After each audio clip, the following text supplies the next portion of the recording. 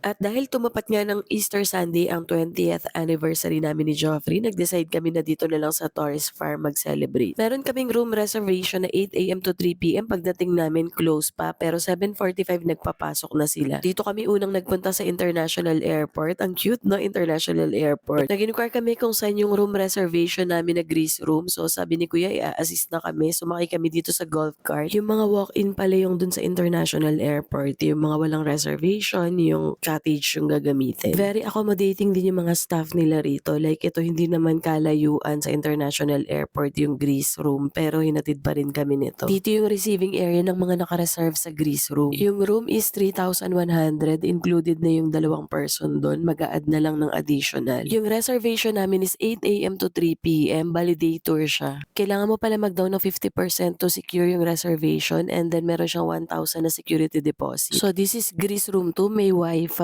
meron din TV, meron ditong coffee table sa side na ratan, and then eto yung bed niya. May towel na rin and chair dito. On this side naman, merong mini ref, may toiletries na rin nakasama, good for 2 persons. Tapos may complimentary water na rin nakasama. So dito naman sa CR, ayan, may shower, may heater, merong blower.